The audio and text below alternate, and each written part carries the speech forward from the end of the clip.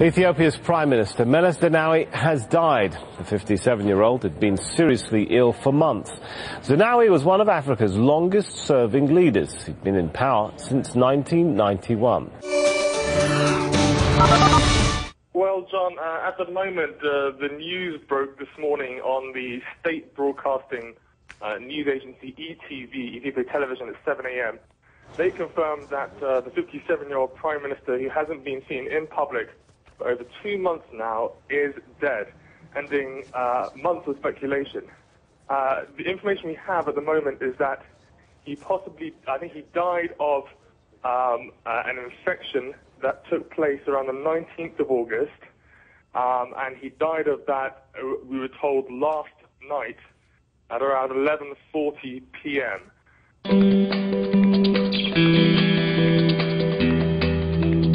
The ex-rebel leader, in power for over 2 decades, hadn't been seen in weeks. Speculation about his health soared after he failed to attend an African Union summit last month. The government said he was taking a break to recover from an unspecified condition. He was rumoured to be in Belgium or Germany.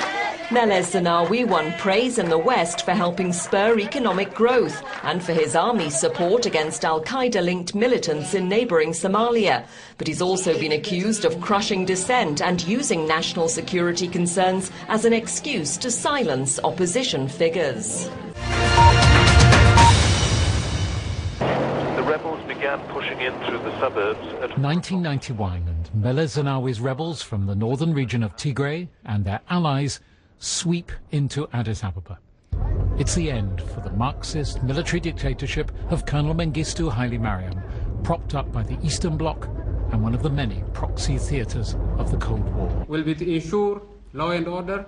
Meles Zenawi, from Marxist roots himself, was a medical student before he took up arms against the Mengistu regime. The legacy of the civil war and of the highly ideologically driven politics and of the decades of feudalism that preceded it was widespread and deep poverty and little investment in infrastructure.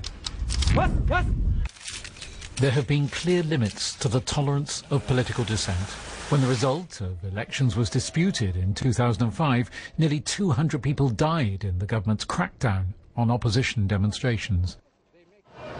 In the next elections in 2010, Meles Zenawi won 99% of the vote and began a third decade in power.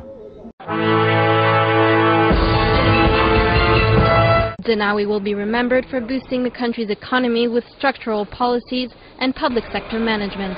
In 2011, the country's growth rate was 10%. But his main ambition was to reduce Ethiopia's reliance on foreign aid. In March 2012, he supported the construction of a massive port and oil refinery on the Indian Ocean island of Lamu. As countries racked by poverty and all too often dependent on the benevolence of others, this project reflects our commitment to charting our own economic development. Described as very intelligent, even by his opponents, Zenawi was criticized on human rights issues.